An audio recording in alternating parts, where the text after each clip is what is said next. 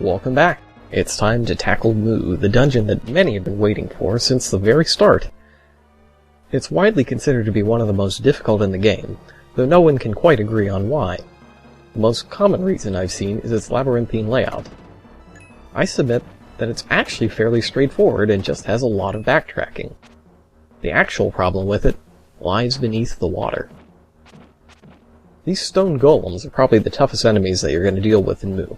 They've got invincibility frames, and they can do a lot of damage to you, especially now before you have any power-ups. They also have a desperation attack we'll see later.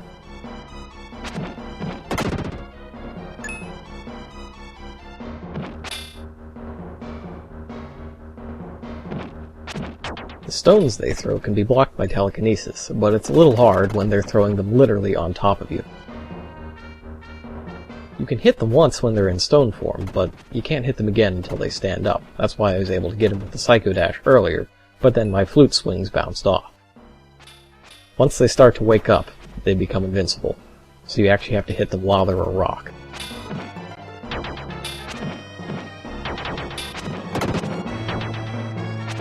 They also have a ton of life.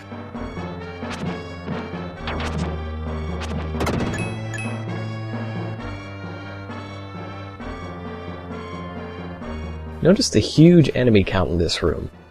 We are not going to find 26 enemies as we go through this room, and this leads into why I feel that Mu is particularly difficult.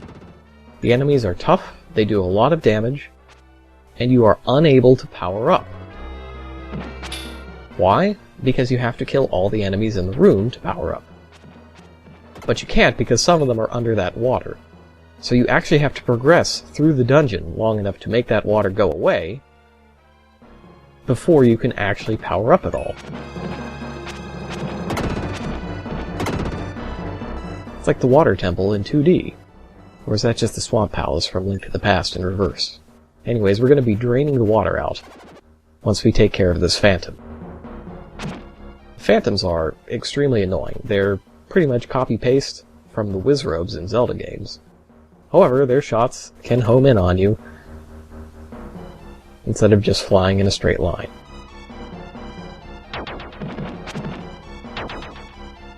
Stone golems are very big. It lets you do some fun stuff with the Psycho Dash to hit them both at once without having to rely on ricochet damage. Now that blue thing is not an enemy. We can push and pull it, well, rather we can pull it like a statue, and we can also hit it to move it along. It has some interesting properties that we'll discover later.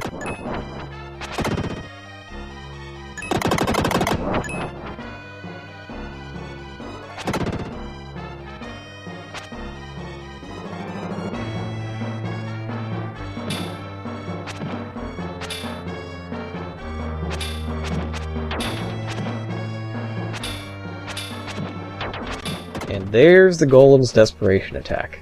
If they get particularly angry, they'll start to glow red and then fling boulders in every direction. This can be a very annoying attack because you might be in the perfect position to stop one, but since they fly in all directions, another could still hit you.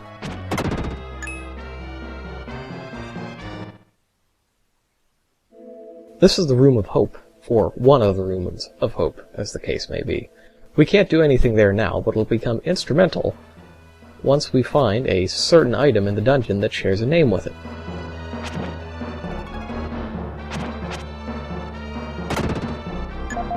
Thank heavens for that health pickup. We've been taking a lot of damage since the start, and I don't really want to use the herbs. No particular reason why, it's just I want to see how many I can actually collect. So apparently I can't remember how many there are in the game. So this is going to be the only way I'm going to figure it out. Game facts be damned.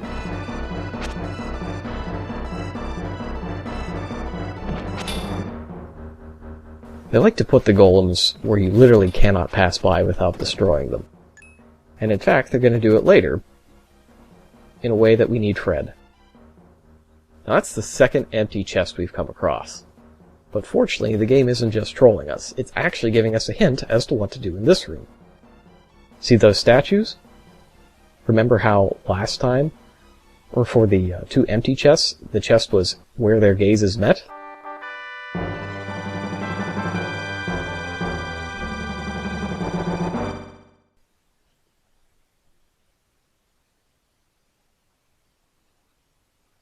That's right, by searching where the gazes of those two specific types of statues meet, we can find a statue of hope.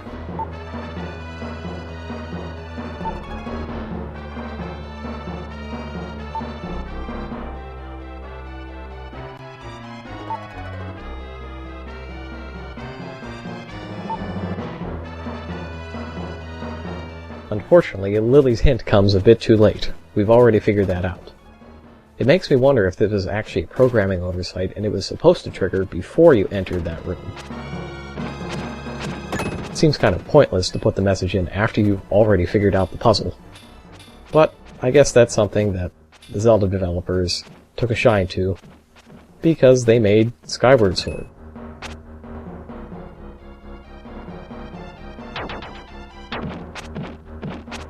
I detect a 50% probability that the previous joke will go over the head of anybody who hasn't played Skyward Sword. Also that one. Unlike statues, we can hit those blue things to get them out of the way.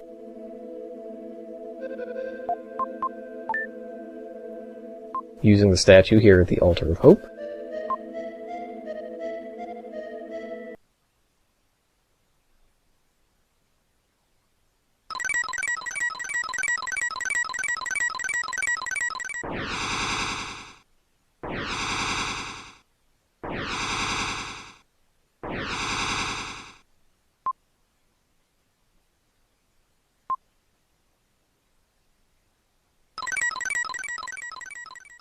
Results in some serious strangeness. Fortunately, it also results in the water level being decreased.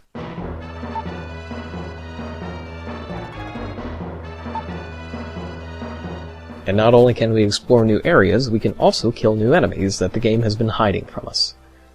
Let's go do that first to make sure that we don't miss out on any of the delicious power-ups that Mu has to offer. There's actually no point to this area other than to kill these 4 blue slimes, which are a complete joke.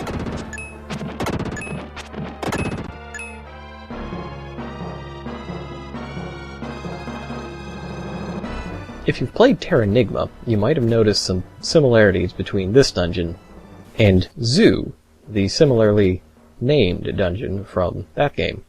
In fact, it's similar in concept as well, right down to having shady figures when you change the water level. Or my memory's gone a bit fuzzy. But I'm pretty sure that the phantoms were there when you went to each of the rain altars in Zoo. Releasing the water also releases more phantoms. If you're in the same screen as them and in the same general direction, they can pretty much appear from anywhere and attack you. They also have a terrible tendency to appear where you can't hit them.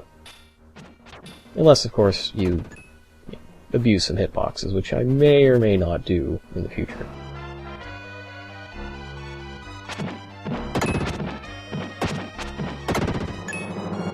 Now, to officially transition from the hard part of Mu to the easy part of Mu, we're going to need a special power for Will. But to get to it, we're going to need to use Fred. And also top off her health. The former because we need his extensive reach and/or Dark Friar to kill a golem that's in a particularly obnoxious place, and the latter because we're almost out of life and getting the crap kicked out of us.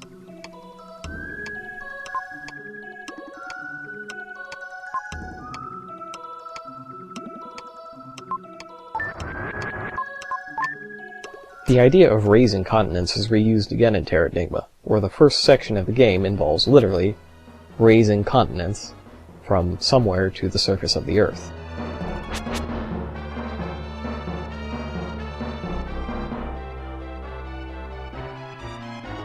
Mu also has some pretty cool music.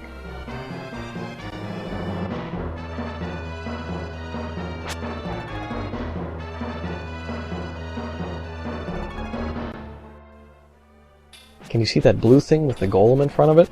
That blue thing is a ramp, much like the ramps we encountered in previous dungeons.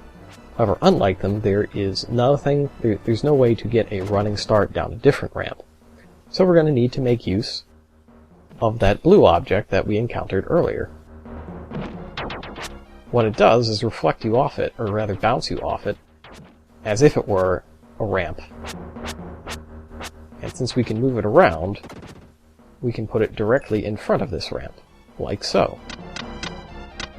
And it's a matter of just running straight into it, and blam, we're up to the top.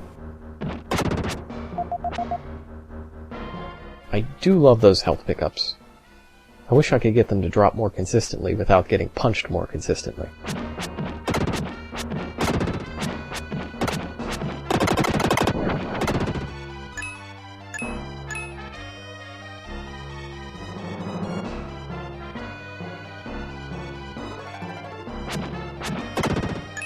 That crack in the wall indicates somewhere that we're going to need to use Will's powers. And I don't mean the Psycho Dash. Most of the time we blow up cracked walls, but that one we're going to take a little bit of a different approach to, once we get the new power from over here. Well, I say over here, but it's still a ways off. It was very large, even though it is straightforward. There's really only two paths. To progress, we have to hit the switch to lower the spikes to the right, and then run like a madman. I tried to Dark Friar from the right side so I didn't have to run like such a madman, but it doesn't quite reach the switch.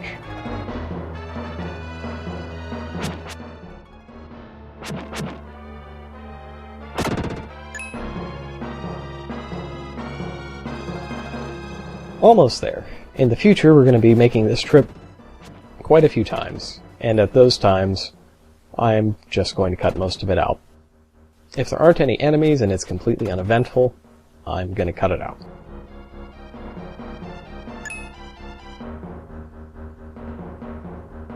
But fortunately, our long journey has finally come to a close, as yet another dark space comes into view.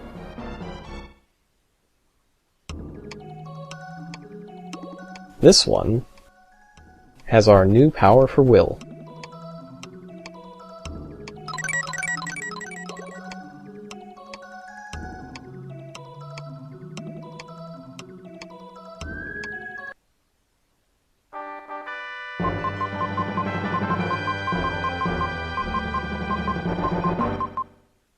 Yes, sir, it's the Psycho Slider.